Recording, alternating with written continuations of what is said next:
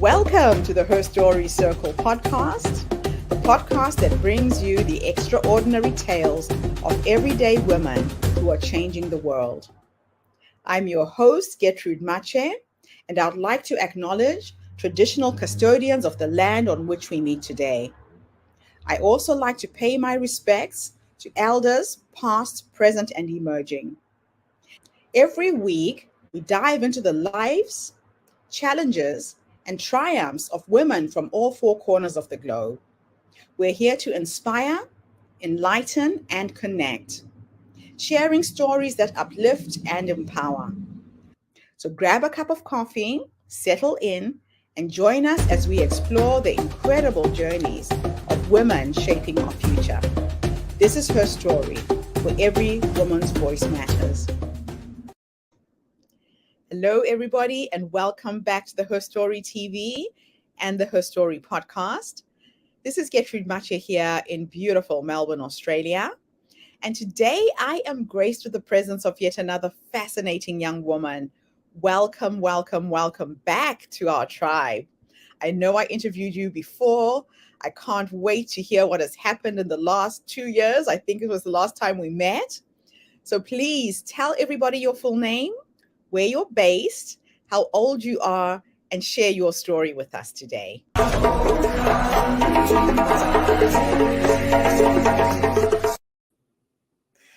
Hey everybody, my name is Tracy Borsen. I am located in Calgary, Alberta, Canada.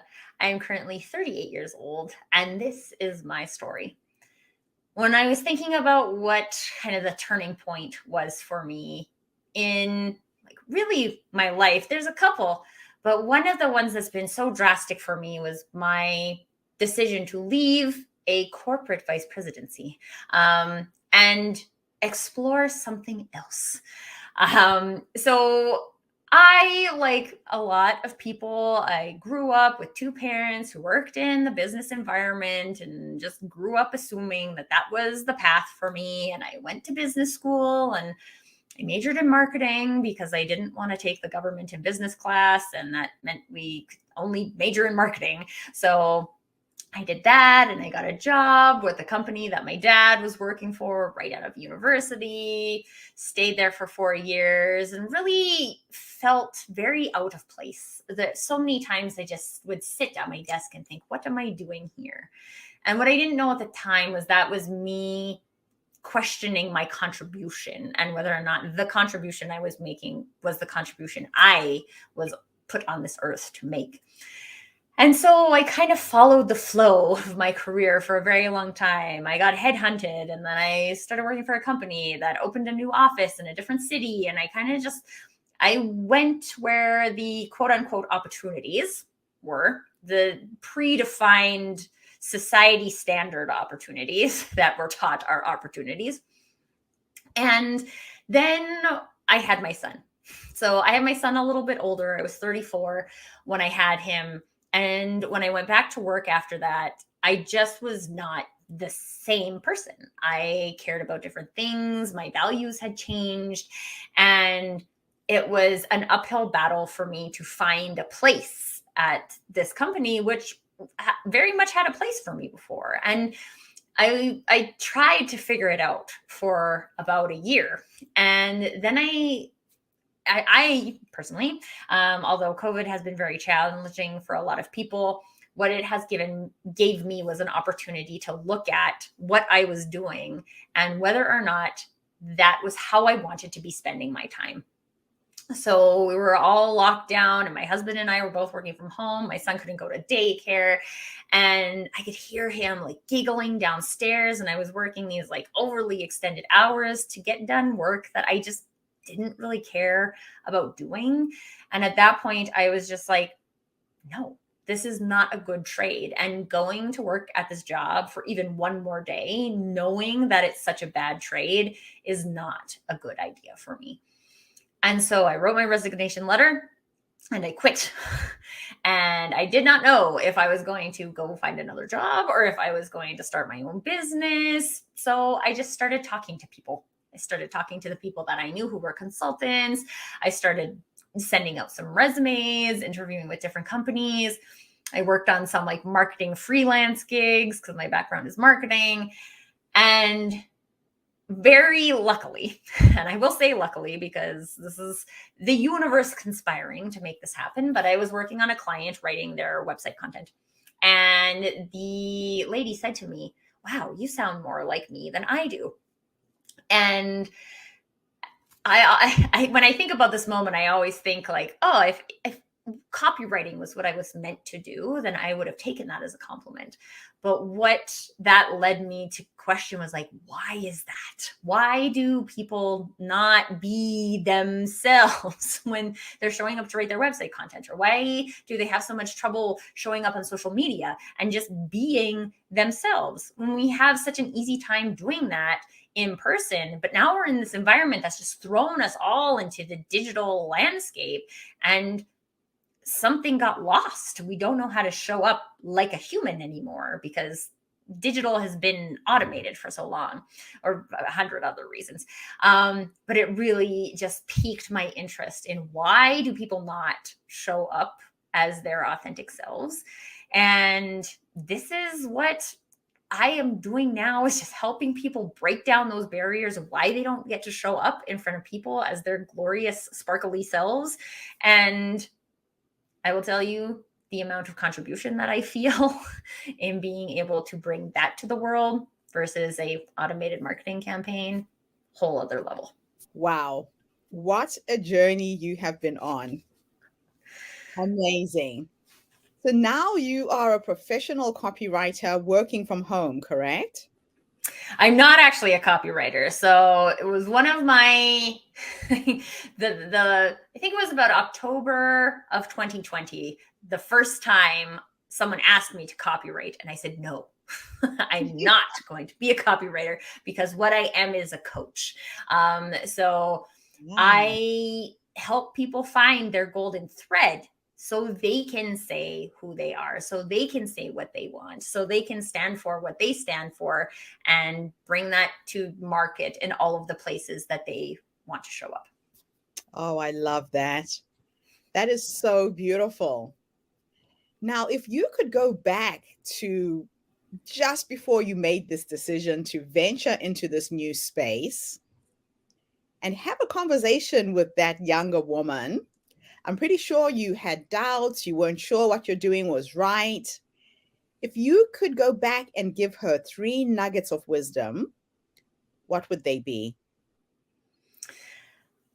Trust your gut would be one of them, because it's actually funny. In my transition, I think I let it get to the point where I was like so done that it wasn't actually a very hard decision. But there were things that led up to it that I could have paid more attention to, and it wouldn't have let it go so long that one of the straws that broke the camel's back for me was on my birthday. My birthday 2020 was 5 days before I gave my resignation, and it was the straw that broke the camel's back that my boss was making me do this project, and I was sitting at home crying because it was my birthday and nobody had recognized that it was my birthday, and I was just being forced to work on this project that, for whatever, I don't even remember what the project was, but it was not important to me. And I clearly wasn't important to the company. So definitely trust your gut would be number one piece of advice.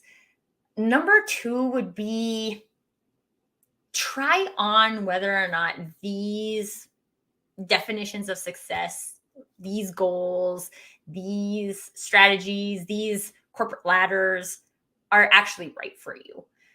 Because when I was young, and I think business school, it's made a little bit of a transition, but when I was in business school, it was just like, this is the path you follow to be successful in business. It included being like learning how to golf so you could do business on the golf course. It's so old school now when I think about it, but nowhere along the line does anybody say, is that right for you? And actually give you the space to explore whether or not that's right for you, that that's something that you want to do. So if I could go back and give the younger version of me an opportunity, even just that peek into the possibility that there is a different way or there's more to explore here, then it would be interesting to see how that would have transpired and whether or not I would have gotten to where I am now quicker than going through all the pain. Although I will say, I think part of your journey is the pain, right? So I don't believe in erasing all pain. I don't believe as a parent that I can erase all potential pain for my son, but it would be interesting to explore what that have been like. And a third piece of advice would be to shine. I was in a lot of relationships, a lot of rooms, a lot of companies that were indifferent to me shining. And quite honestly, some of them were actively tarnishing my shine. And I didn't fight back against that because we learn that if you're in a relationship, then you're supposed to compromise. And to me, what that was is I compromise my shine to make other people feel comfortable. And if I could go back, I would just say, never dull your shine because of another person. And I just feel like how much more confident, how much more heart connection would I have been able to have if I didn't let other people tarnish my shine.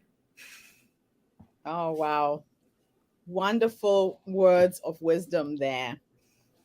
So now you have this new life work balance. Are you working from home? How are you coping with that transition? A lot of women are wanting to do this and are unsure of how to balance out the two because you've got a young child, right? I Tell do. us about that journey. So here's the thing that I have learned about work-life balance. And for a long time, I didn't like to use the word balance because I think people perceive balance as 50-50. But what a balance is what is right for you. And what is right for me is not what is right for any other person.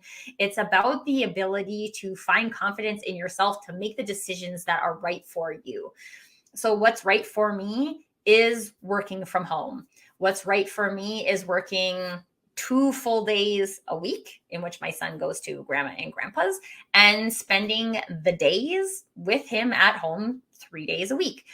What is right for me is doing a walking workout every day so that I create space specifically for me instead of like work and family. I found at the beginning that I would create these 2 buckets, work and family, and somehow Tracy got lost in that combination. And so I had to reconfigure that for me. And I think that's an important thing to remember too, is that figuring out the balance is it's a balancing act, right? There's different things. Sometimes you have to have more time, effort, and energy on home and family life. Like we're in the middle of a move right now. And that means that there's a lot of personal stuff that happens, and the work stuff has to get balanced. Sometimes when I'm doing, like, we just relaunched my community, Your Business Peeps, on June 1st with new branding and everything. And that, so more time was spent doing work. It's flexible. It evolves. It changes. It might change day to day. It might change within your day. And so I think being able to create so that you can change it because you know that that's what's right for you is a really important thing. And yeah, it helps. And figuring out what's important to you, right? Like, is it important to you to have time to journal, to meditate, to work out, to have date night with your spouse, to have a special moment every day with your kids, which doesn't have to take a lot of time, but it does take intention. So when you can create that work-life balance with the right intention, then, and it's your intention, not someone else's intention for you, then that's where you really get that confidence to make the decision that works for you, regardless of it's something that would work for someone else. Absolutely wonderful.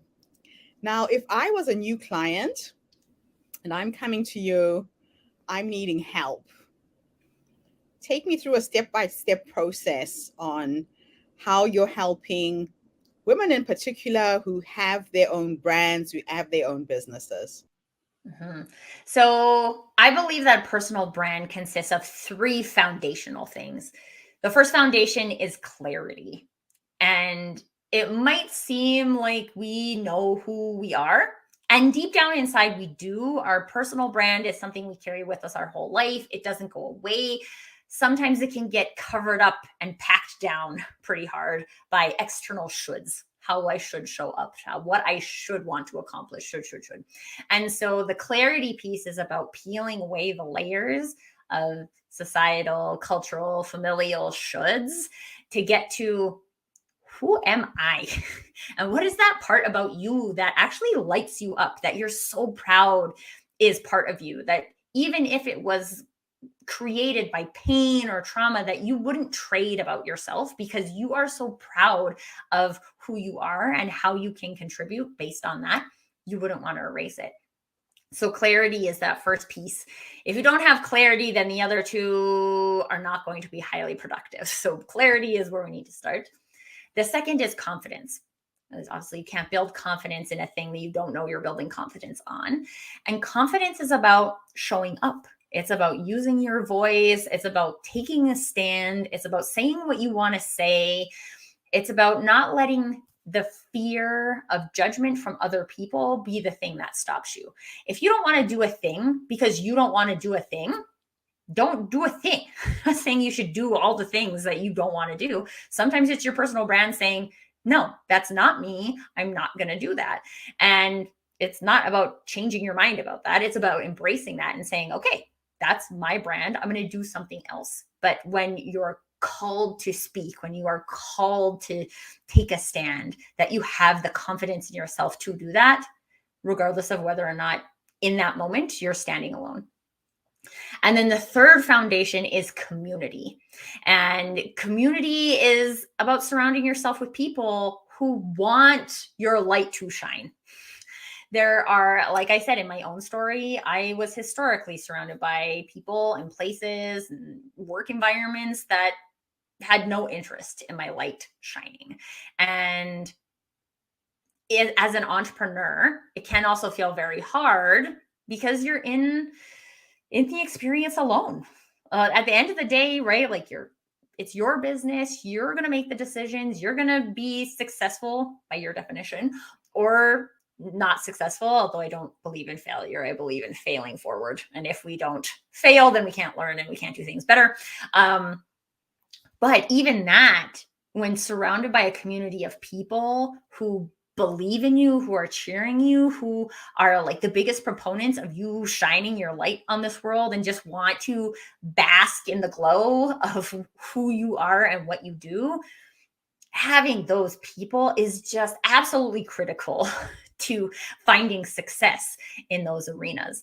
And whether it's one person or a whole community of people, that's really irrelevant, but we need to have somebody who can be that reflection back of us, of our light in those times where we feel like we're not very sparkly. So a coaching package with me includes all of those things so that by the time you get to the end of it, you actually can show up and say things regardless of what platform you choose to say those things on. Fantastic.